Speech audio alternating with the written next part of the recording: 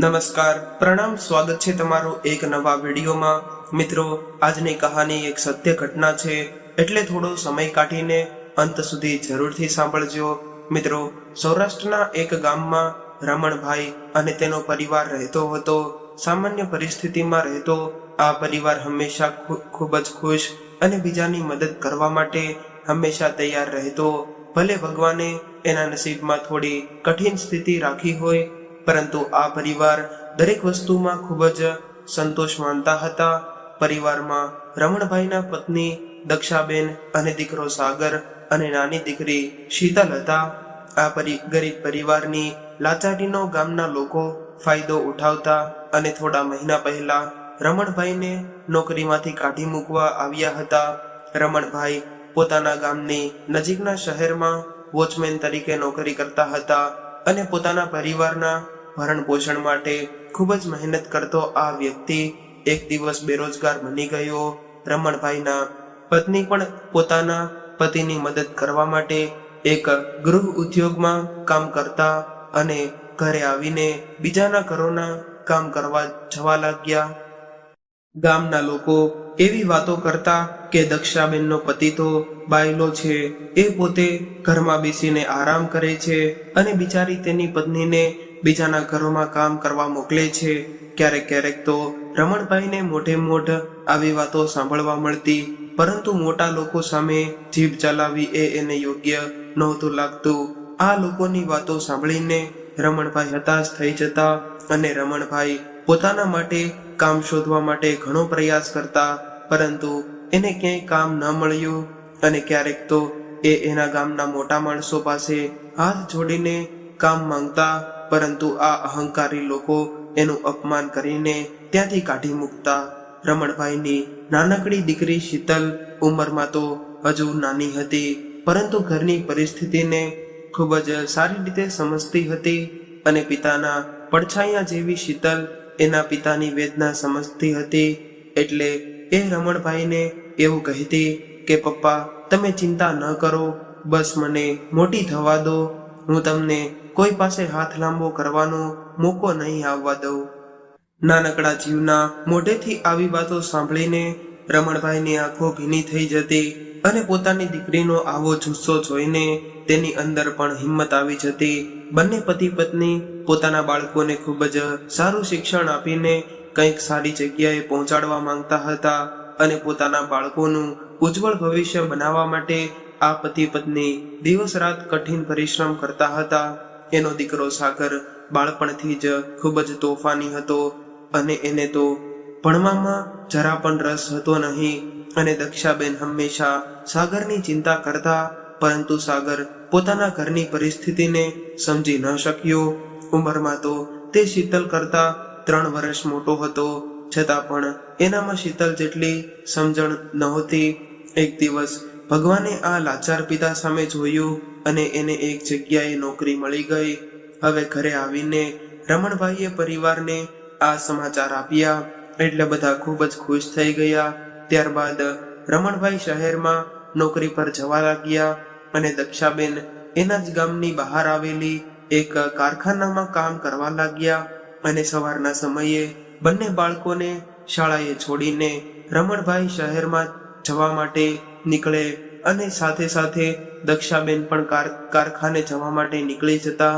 બધા જ પોતપોતાના કામ પર જતા રહેતા। એક દિવસ અચાનક બપોરના 12 વાગ્યે દક્ષાબેનના કારખાનેથી રમણભાઈ પર ફોન આવ્યો અને એવું કહ્યું કે તમે જલ્દીથી કારખાને પહોંચો। આવું સાંભળીને રમણભાઈ ગભરાઈ ગયા અને પૂછવા લાગ્યા કે સાહેબ, શું થયું છે? દક્ષા ક્યાં છે? ત્યારે મેનેજરે કહ્યું, તમે બસ કારખાને આવી જાઓ। મેનેજરની આવી વાત સાંભળતા જ રમણભાઈને નબળા વિચાર આવવાનું શરૂ થઈ ગયું અને 10 કિલોમીટરનું અંતર રમણભાઈ માટે આજે 10 ભવન જેવું થઈ ગયું હતું। એ પોતાની તૂટેલી સાયકલ લઈને ઝડપથી દક્ષાબેન પાસે પહોંચવા માંગતા હતા અને કારખાને પહોંચતા જ મેનેજરે એને એવું કહ્યું કે કારખાનાના મશીનમાં કામ કરતી વખતે શોર્ટ સર્કિટ થવાથી દક્ષાબેનને વીજ કરંટ લાગ્યો અને એનો જીવ ગયો છે। આ વાત સાંભળતા જ રમણભાઈ જાણે કે જળ બની ગયા હોય એવી રીતે સ્થિર થઈ ગયા 10 વર્ષની શીતલ અને 13 વર્ષનો સાગર બંને બાળકો એ આજે પોતાની માની છત્રછાયા ગુમાવી હતી અને પોતાની ગરીબ પરિસ્થિતિ સામે લડી રહેલો આ પરિવાર હવે એક આઘાત વગરનો થઈ ગયો હતો. રમણભાઈની અંદર તો જરા પણ હિંમત ન હતી કે એ દક્ષાબેન વગર પોતાનું ઘર અથવા તો પોતાના બાળકોને સંભાળી શકે. મા વગરની જિંદગી તો જાણે માર્ગદર્શન વગરના ભણતર જેવી હોય છે. એક પિતા માટે પોતાના બાળકોને એની મા વગર ઉછેરીને મોટા કરવા એ ખૂબ જ અઘરું કામ હોય છે. શીતલ ઉંમરમાં નાની હતી એટલે એને પોતાના માતા પિતા સાથે રહેવાની આદત હતી અને એ અવારનવાર રમણભાઈ પાસે એની માતાની વાતો કર્યા કરતી અને નાનકડી ઉંમરમાં એ જાણતી હતી કે મારા પપ્પા પોતાનું હૃદય કઠણ કરીને અમને મોટા કરી રહ્યા છે. એટલે જ એ ક્યારેક વડીલો જેવી વાતો કરી દેતી અને એવું કહેતી કે પપ્પા તમે એકલા નથી, હું તમારી દીકરી તમારી સાથે છે. દીકરીની વાત સાંભળીને રમણભાઈ અને એને ભેટી પડી જતા અને એવું કહેતા કે બેટા હું ભાગ્યશાળી છું કે મને તારા જેવી દીકરી મળી છે. આવી રીતે ધીરે ધીરે સમય વીતવા લાગ્યો અને જોત જોતામાં શીતલ અને સાગર બંને મોટા થઈ ગયા અને રમણભાઈના કઠોર પરિશ્રમનું પરિણામ હવે આવ્યું હતું. સાગર હવે બેંકમાં નોકરી કરતો હતો. શીતલ પણ પોતાનો અભ્યાસ સાથે નોકરી કરીને પિતાને ટેકો કરી રહી હતી અને રમણભાઈના બંને બાળકોમાં જમીન આસમાન જેટલું અંતર હતું. સાગર નાની નાની વસ્તુઓમાં ગુસ્સો કરતો, પરંતુ શીતલ ખૂબ જ સમજદાર અને સંસ્કારી છોકરી હતી. ગરીબ મા બાપના ઘરે મોટી થયેલી શીતલને ભગવાને ખોળા ભરીને રૂપ આપ્યું હતું. થોડા સમય બાદ સાગરની ઓફિસમાં નોકરી કરી રહેલી સારિકા સાથે સાગરના લગ્ન નક્કી થઈ ગયા અને આ બંને એકબીજાને ખૂબ જ પસંદ કરતા હતા. અને સારિકા પૈસાવાળા બાપની દીકરી હતી. એ એના પિતાની એકનું એક સંતાન હોવાથી એના પિતાએ સાગર સાથે એના લગ્ન કરવા માટે હા પાડી દીધી અને સાગરનું ઘર મધ્યમ વર્ગનું હતું. સામે એની પત્ની સારિકા બંગલામાં રહેવા વાળી હતી. પિતાના અઢળક પૈસામાં મોટી થયેલી આ અહંકારી સારિકા રમણભાઈના ઘરમાં તો જાણે કે ઝઘડાના પોટલા ભરીને આવી હોય એવું લાગતું હતું. લગ્ન થતાની સાથે જ સાગર તો જાણે પૂરેપૂરો સારિકાની મુઠ્ઠીમાં આવી ગયો હોય એવી રીતે રહેવા લાગ્યો હતો. અને હવે તો ઘરમાં બે દીકરીઓ કે જે અલગ અલગ પરિસ્થિતિમાં મોટી થઈ છે. એક સારિકા છે કે જેણે પોતાના પિતાના ઘરે ખૂબ જ સુખ સુવિધા વાળી જિંદગી જીવે છે અને એક શીતલ છે કે જેણે પોતાની ઝૂંપડીમાં રહીને પણ એક સંતોષભરી જિંદગી જીવી છે. આજે આ અમીર ઘરની દીકરી અને ગરીબ ઘરની દીકરી વચ્ચે સંસ્કારોની કોઈ તુલના થઈ શકે તેમ નથી. અને સારિકા બોલવામાં ખૂબ જ તીખી હતી. એ રમણભાઈનો આદર તો ઠીક છે, પરંતુ એને સરખી રીતે જવાબ પણ આપતી ન હતી. અને શીતલ આ બધું જોઈને મનમાં ને મનમાં દુઃખી થઈ જતી, પરંતુ મોટા ભાઈના ડરને લીધે એ કંઈ બોલતી નહીં. હંમેશા મીઠો જવાબ આપતા કરતી અને રમણભાઈ ક્યારેક સારિકાને કંઈ પૂછી લે એ જ પળે સારિકા રમણભાઈનું મોઢું તોડી લેતી. એટલે રમણભાઈ નિરાશા થઈને પોતાનું કામ કરવા લાગતા. બાજુના ઘરમાં રહેતા નીતાબેન રમણભાઈના ઘરના લોકોથી ખૂબ જ સારી રીતે વાકેફ હતા અને સારિકા તો બસ એની બહેનપણીઓ સાથે પાર્ટી કરવામાં લાગી રહેતી. અને સાગર પણ ક્યારેય એને કંઈ કહી દે તો એના પપ્પાને ફોન કરીને સાગરને પણ ધમકાવી નાખતી. અને સાગર પૂરી રીતે સારિકાના દબાવમાં આવી ગયો હતો. શીતલ તો એના પપ્પાની લાડકી દીકરી હતી, સાથે સાથે પડોશીના લોકોની પણ લાડકી હતી. નાના બાળકો સાથે નાની અને મોટા લોકો સાથે વડીલની જેમ રહેતી હતી. એટલે એ દરેક લોકોના આકર્ષણનું કેન્દ્ર બની જતી.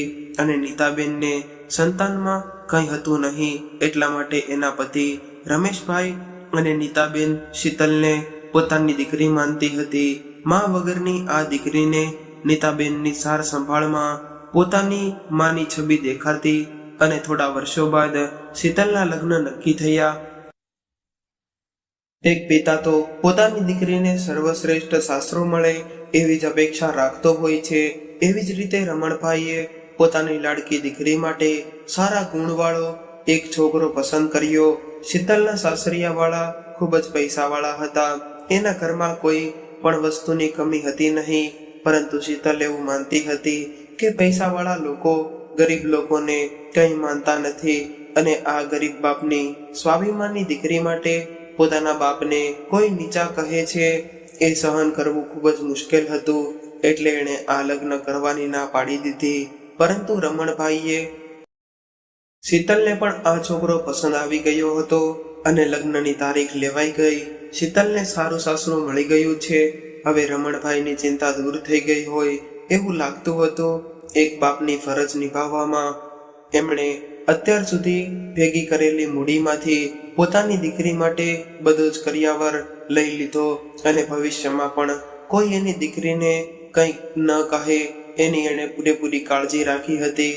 કરિયાવરનો આ રિવાજ એક બાપના ખંભા પર ખૂબ જ મોટી જવાબદારી હોય છે. દીકરીના લગ્નમાં એક પિતા પોતાના કાળજાનો કટકો આપી દે છે, પરંતુ લોકો તો કરિયાવરમાં શું આપ્યું એનું ધ્યાન રાખે છે. કદાચ એના ઘરે દીકરીનો જન્મ નહીં થયો હોય તો એવા લોકો જ આવી વાતો કરતા હશે. રમણભાઈએ પોતાની પહોંચ કરતા પણ વધારે ઉત્સાહથી દીકરીના લગ્ન કરાવ્યા. મા વગરની દીકરીના પ્રસંગમાં કોઈ પણ વસ્તુની કમી ન રહી જાય એનું રમણભાઈએ ખૂબ જ ધ્યાન રાખ્યું હતું. જોકે સારિકાને એનું રમણભાઈને ખૂબ જ ધ્યાન રાખ્યું હતું. જોકે સારિકાને પોતાની નણંદને લઈને કોઈ ભાવ હતો નહીં. એ તો બસ મહેમાનની જેમ લગ્નમાં હાજરી આપી રહી હતી. અને નીતાબેન અને રમેશભાઈ આજે એના સગા માતા પિતા બનીને કન્યાદાન આપવાના હતા. શીતલને આજે લગ્નના કપડામાં જોઈને રમણભાઈ ખુદને રોકી ન શક્યા અને રમણભાઈ પાસે ડૂચકા ભરીને રડવા લાગ્યા. રમણભાઈના જીવનનો એકમાત્ર આધાર એવી શીતલ આજે એને હંમેશા માટે છોડીને જતી રહી છે. એ વિરહ રમણભાઈના આંસુઓ દ્વારા સ્પષ્ટ રીતે દેખાઈ રહ્યો હતો. લગ્નની વિધિ સમાપ્ત થઈ અને શીતલ પોતાના મમ્મીના ફોટા પાસે જઈને ઊભી રહી. એણે અત્યાર સુધી એના પપ્પા માટે ખૂબ જ મક્કમ રહેવાની કોશિશ કરી હતી, પરંતુ અંતમાં એ ખુદને રોકી ન શકી અને માની તસવીર લઈને જોર જોરથી રડવા લાગી. અને આ જોઈને રમણભાઈ પણ રડવા લાગ્યા. આજે તો સાગર પણ થોડો ઉદાસ હતો હોય એવું લાગી રહ્યું હતું. આ બાપ દીકરીના વિરહની વેદના શું શબ્દોમાં વર્ણન કરવું મુશ્કેલ હતું. અને રમણભાઈ શીતલના માથા પર હાથ મૂકીને કહેવા લાગ્યા કે બેટા, ભગવાન તને બધી જ ખુશીઓ આપે અને તું હંમેશા ખુશી રહેજે, સુખી રહેજે. અને દીકરી, મારા આપેલા સંસ્કારોનું ચિંતન કરજે અને તારું ધ્યાન રાખજે. પોતાના પિતાજીના આટલા શબ્દો સાંભળીને શીતલ રમણભાઈને ભેટીને રડવા લાગી અને રડતા રડતા એવું કહ્યું કે પપ્પા, તમે તમારી તબિયતનું ધ્યાન રાખજો અને મારી જરા પણ ચિંતા કરતા નહીં. આપણા હૃદયના તારતા ભગવાનને પહેલેથી જ જોડેલા છે. કદાચ તમને કંઈક તકલીફ થશે તો તમારી દીકરી દોડતી દોડતી આવી જશે. હવે દીકરીને વિદાય આપીને સૌ પોતપોતાના ઘરે જતા રહ્યા. આજે તો આ પહેલો દિવસ હતો કે રમણભાઈ દીકરીના વગર ઘરમાં રહ્યા હતા. આજે એને ઘરના ખૂણે ખૂણે 2 વર્ષની શીતલના પગમાં પહેરેલી ઝાંઝરીનો અવાજ ગૂંજતો હતો એવું લાગી રહ્યું હતું. આજે શીતલ 22 વર્ષની થઈ ગઈ હતી, પરંતુ રમણભાઈ માટે તો એ હજુ પણ નાની બાળકી હતી. રમણભાઈને પોતાની દીકરી પર ગર્વ હતો કે શીતલ ભલે માતાની છત્ર છાયા વગર મોટી થઈ છે, પરંતુ એ ખૂબ જ સમજદાર અને સંસ્કારી છે. મને વિશ્વાસ છે કે મારી દીકરી જે ઘરમાં જશે એ ઘરને તારી દેશે. એક તરફ શીતલની યાદમાં ઉદાસ થઈને બેસેલા રમણભાઈ હતા અને સામે નવવધુ બનીને નવા ઘરમાં પ્રવેશ કરેલી શીતલ. પોતાના નવા ઘરમાં પગ મૂકતા જ શીતલની જિંદગી પૂરી રીતે બદલાઈ ગઈ. એક દીકરી તરીકેની સફર તો એને ખૂબ જ ગમી હતી. હવે દીકરી લઈને એક વહુની સફર સુધી થઈ હતી અને પોતાના માતા પિતાએ શીખવેલા સિદ્ધાંતો ખૂબ જ પોતાના મુજબ પોતાના સાસરે રહેતી શીતલ થોડા સમયમાં પરિવારમાં પ્રિય બની ગઈ.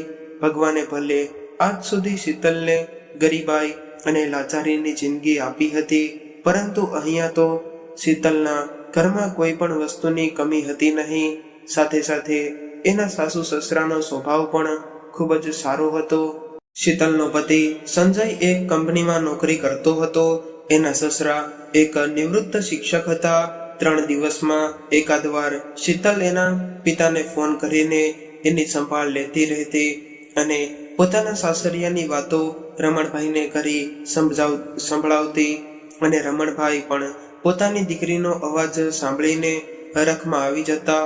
શીતલ સાથે તો ખૂબ જ ઉત્સાહથી વાતો કરતા, પરંતુ અંદરથી તો મૂંઝવાયેલા હતા, કેમ કે એ પોતાના ઘરમાં ખૂબ જ હેરાન હતા. શીતલના ગયા બાદ આ ઘરમાં એ એકલા પડી ગયા હતા. એને એના દીકરાની તો કોઈ આશા હતી નહીં અને વહુ તો એનાથી પણ વધે એમ હતી. અને દીકરીના ગયા બાદ રમણભાઈના પુત્ર અને પુત્ર વધુએ રમણભાઈ સાથે દુર્વ્યવહાર કરવાનું શરૂ કર્યું હતું. અને રમણભાઈને સમયસર ભોજન તો ઠીક છે, પરંતુ ઘરમાં રહેવું પણ અઘરું હતું.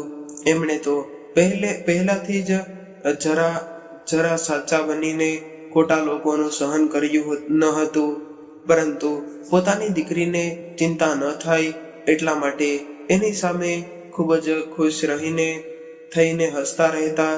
અને રમણભાઈ પોતાના અવાજમાં સત્ય છુપાવીને શીતલને એવું કહેતા કે સારિકા મારું ખૂબ જ ધ્યાન રાખે છે. એ મને રોજ એવું કહે છે કે પપ્પા, હું અને સાગર તમને શીતલબેનની કમી મહેસૂસ નહીં થવા દઈએ. આવી વાત સાંભળીને શીતલના હૃદયને ઠંડક મળતી. હવે એના મનમાં સતાવતી એના પિતાની ચિંતા ધીમે ધીમે દૂર થઈ ગઈ હતી. જેવી રીતે દિવસ પછી રાત આવે છે, એવી જ રીતે સુખ પછી દુઃખ આવે છે. એ પણ નક્કી છે. શીતલના જીવનમાં હજુ તો માંડ થોડી ખુશી આવી હતી, ત્યાં તો ભગવાને એના પર દુઃખનો પહાડ મૂકી દીધો. એના લગ્નને 6 મહિના થયા હતા અને ઘરે આવતા સમયે કાર અકસ્માતમાં શીતલના પતિનું અવસાન થયું. આ ઘટનાને શીતલની જિંદગી પલટાવી નાખી અને નાની ઉંમરમાં પોતાના પતિને ખોઈને એ વિધવા બની ગઈ. અને પતિના ગયા પછી તો એના સાસરિયામાં રહેવું એના માટે અઘરું થઈ ગયું હતું. એના પતિના અવસાનમાં શીતલનો કોઈ દોષ હતો નહીં. એને એના સાસુ સસરા શીતલને મનહૂસ કહીને પોતાના દીકરાના મૃત્યુ માટે જવાબદાર ગણતા હતા. હવે તો એના સાસુ સસરાનો વ્યવહાર પણ બદલાઈ ગયો હતો.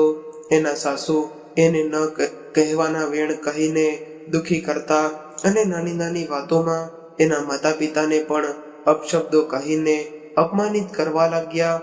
એક દિવસ ઘરના કામમાં શીતલ એટલી બધી વ્યસ્ત હતી કે આજે એના પિતાનો જન્મદિવસ હતો એ પણ ભૂલી ગઈ હતી.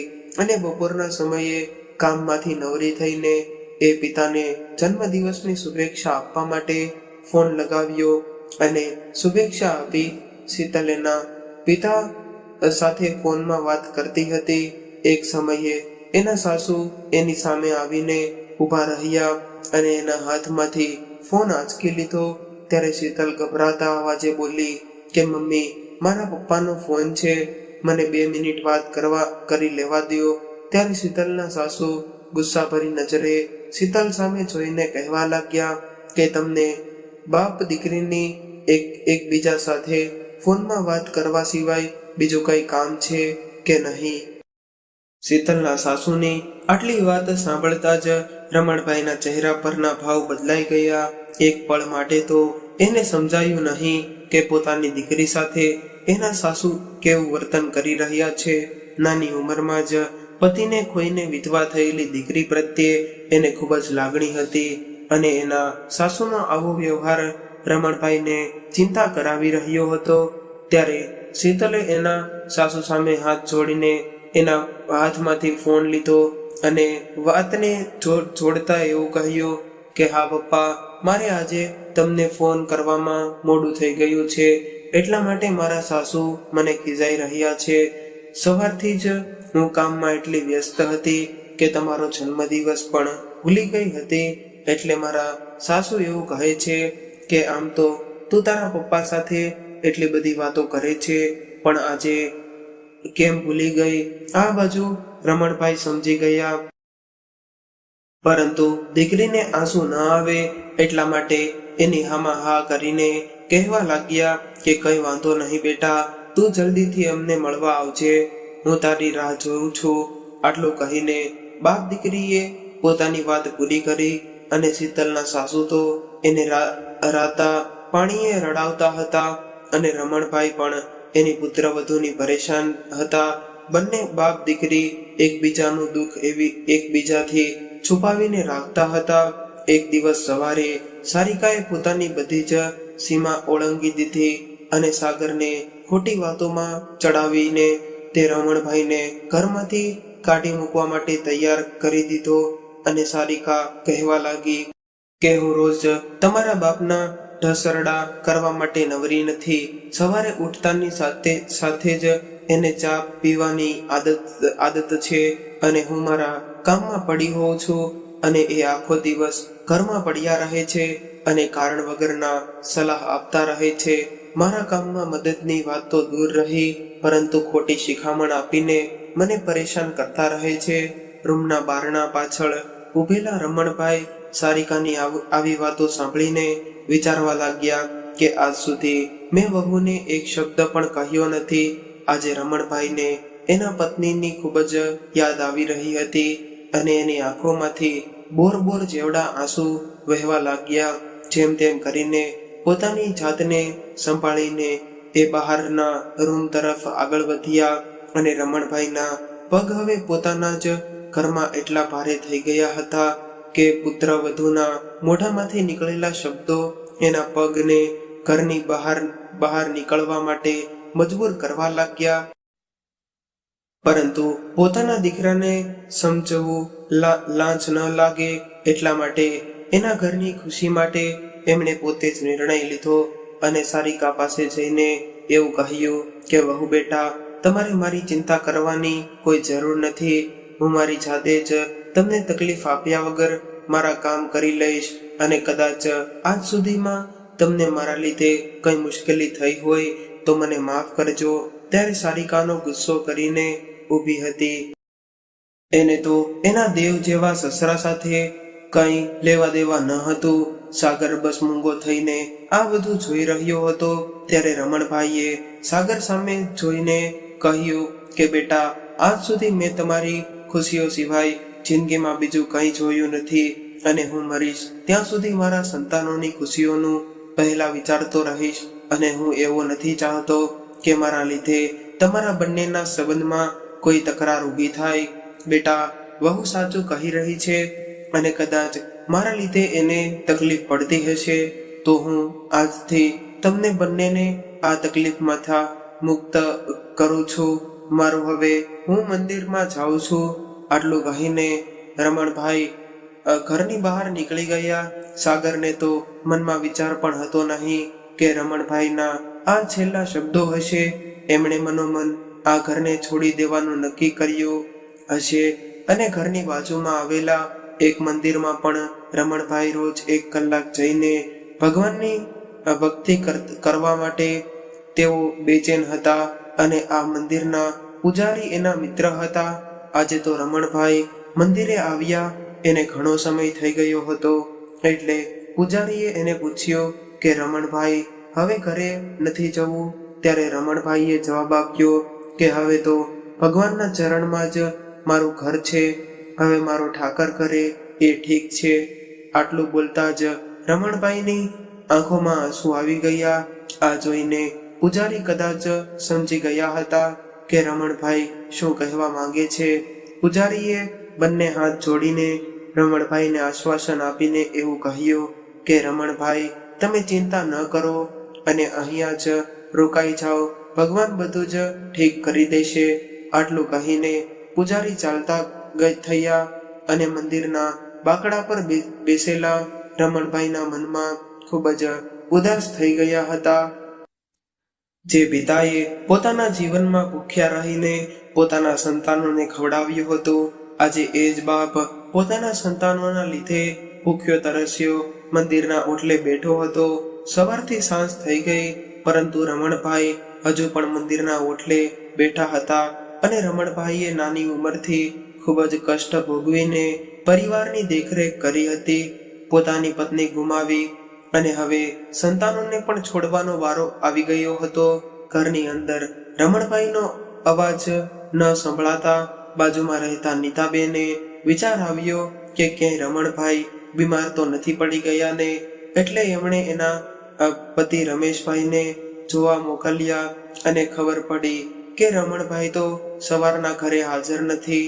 હવે રમેશભાઈને એના મિત્રની ચિંતા થવા લાગી અને થોડા આગળ નીકળીને તપાસ કરવા લાગ્યા. ત્યારે એની નજર મંદિર તરફ વળી અને દૂરથી એને સ્પષ્ટ દેખાતું નહોતું, એટલે થોડા આગળ જઈને જોયું કે રમણભાઈ મંદિરના ઓટલા પર નિરાશ થઈને બેઠા હતા. રમણભાઈને જોઈને રમેશભાઈ પોતાના મિત્રના ભાવ સમજી ગયા. એ દીકરાથી દુખી થઈને એક બાપ ભગવાનના ચરણમાં બેઠો છે, એટલે એમણે રમણભાઈના ખંભા પર હાથ રાખીને એવું કહ્યું કે આવી રીતે ઉદાસ થઈને કેમ બેઠા છો, ચાલો આપણા ઘરે જઈએ.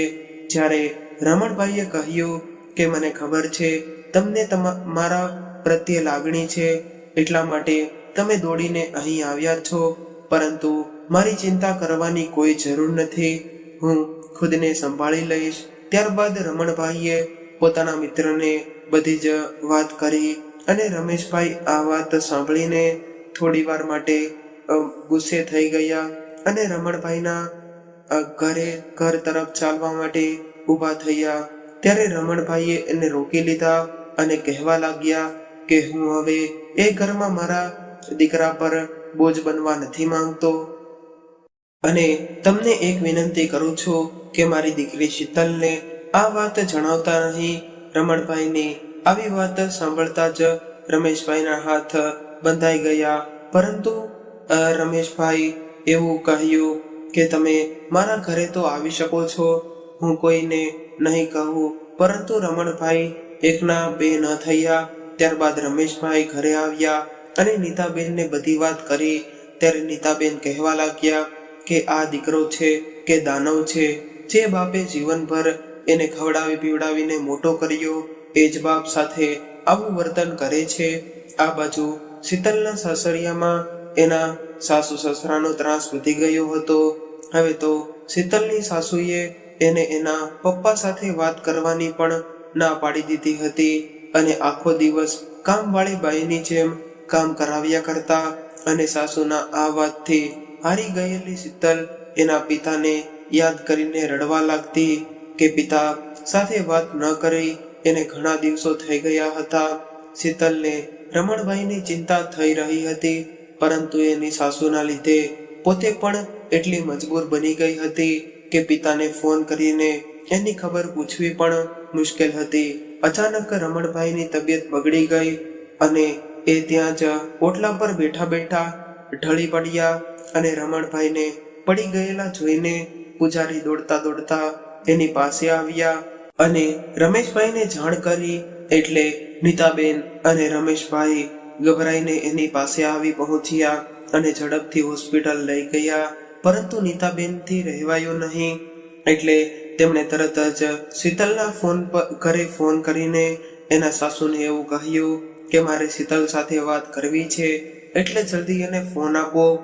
એ સમયે શીતલ એના સાસુના પગ દબાવી રહી હતી, એટલા માટે એ ફોનમાં ચાલી રહેલી વાતચીત સાંભળી ગઈ.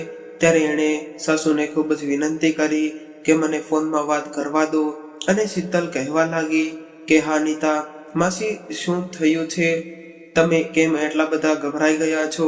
ત્યારે નીતાબેન રડતા અવાજે કહેવા લાગ્યા કે તારા પપ્પા બેહોશ થઈ ગયા છે, એટલે હું અને તારા કાકા એને દવાખાને લઈને જઈ રહ્યા છીએ, એટલે જેમ બને એમ જલ્દી અહીંયા પહોંચી જા. નીતાબેનની આટલી વાત સાંભળતા જ શીતલના હાથમાંથી ફોન નીચે પડી ગયો અને એ રડવા લાગી. એક તો ઘણા દિવસોથી પપ્પા સાથે વાત નહોતી થઈ અને અચાનક પપ્પાની તબિયત બગડવાના સમાચાર સાંભળતા જ શીતલની હાલત ખરાબ થઈ ગઈ. હવે તો એમણે હિંમત કરીને પોતાની સાસુની વિરુદ્ધ જઈને પોતાના પિતા સાથે પહોંચવાનું નક્કી કરી લીધું અને ઘરની હોસ્પિટલ વચ્ચેના અંતરમાં શીતલનો ખૂબ જ જીવ મૂંઝાઈ રહ્યો હતો અને એ ભગવાનને એક જ પ્રાર્થના કરતી હતી કે મારા પપ્પાનું ધ્યાન રાખજો.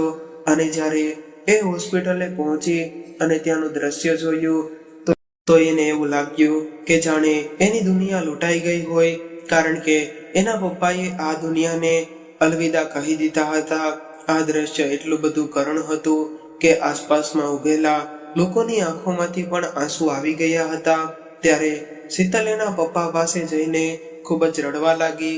દીકરીની વધારે દુઃખ ન થાય એટલા માટે રમણભાઈ એની સાથે બનેલી ઘટનાની શીતલને જાણ ન કરી અને શીતલ અંત સમયમાં પણ પોતાના પિતાને મળ્યા કે વાત કર્યા વગરની રહી ગઈ.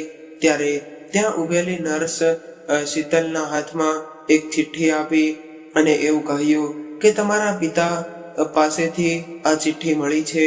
શીતલે ધ્રુજતા હાથે આ ચિઠ્ઠી ખોલીને વાંચવાનું શરૂ કર્યું તો એમાં લખ્યું હતું કે મારી લાડલી દીકરી શીતલ, ભગવાનને મને વરદાન સ્વરૂપે તારા જેવી નાનકડી ઢીંગલી આપી હતી. હું કોઈ મોટો માણસ ન હતો, પરંતુ મેં તને ખુશીઓ આપવા માટે બધા જ પ્રયત્ન કર્યા હતા. કદાચ હું આ દુનિયાનો શ્રેષ્ઠ પિતા તો નહીં હોય, પરંતુ એ તો ગર્વથી કહું છું કે મારી શીતલ દુનિયાની શ્રેષ્ઠ દીકરી જરૂર છે. આજે તને હું મારી આ વાત જણાવીને એક બોજમાંથી મુક્ત કરવા માંગુ છું.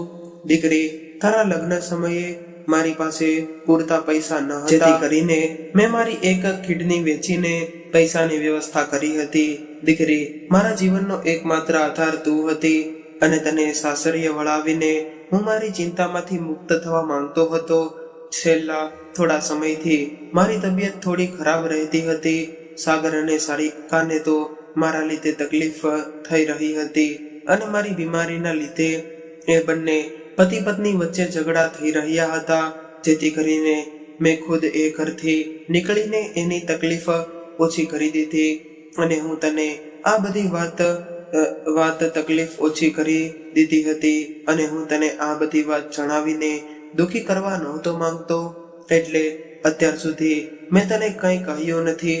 દીકરી, ભગવાન તારી બધી જ ઈચ્છાઓ પૂરી કરે અને કદાચ મારાથી જાણતા કોઈ ભૂલ થઈ ગઈ હોય તો આ ગરીબ બાપને માફ કરી દેજે. મારા આશીર્વાદ હંમેશા તારી સાથે રહેશે. આટલું વાંચીને શીતલના આંસુએ આ ચિઠ્ઠીને ભીની કરી દીધી અને એ જમીન પર બેસીને પોતાના પિતાની ચિઠ્ઠીને છાતીએ લગાડીને પથ્થરને પણ ઓળંગી દે એવું કલ્પના કરવા લાગી. અને આજે આ ઘટનાને 15 વર્ષ વીતી ગયા છે. શીતલ હિંચકા પર બેઠી પોતાના પપ્પાની યાદોને યાદ કરી રહીને પોતાના મનમાં કહેતી હતી કે એક પિતાથી ઉપર કોઈ નથી હોતું. પાઈ ભેગી કરીને મેં એને મારી ખુશીઓ ખરીદતા જોયા છે અને મારા પપ્પાના રૂમમાં તો એ સાક્ષાત ભગવાન જોયા છે. તો મિત્રો, આજની સ્ટોરી તમને કેવી લાગી કોમેન્ટમાં જરૂરથી જણાવજો. મિત્રો, આજની સ્ટોરી તમને કેવી લાગી કોમેન્ટમાં જરૂરથી જણાવજો અને પસંદ આવી હોય તો વિડીયોને લાઈક, શેર અને નવા હોય તો ચેનલને સબસ્ક્રાઇબ જરૂરથી કરજો. હર હર મહાદેવ.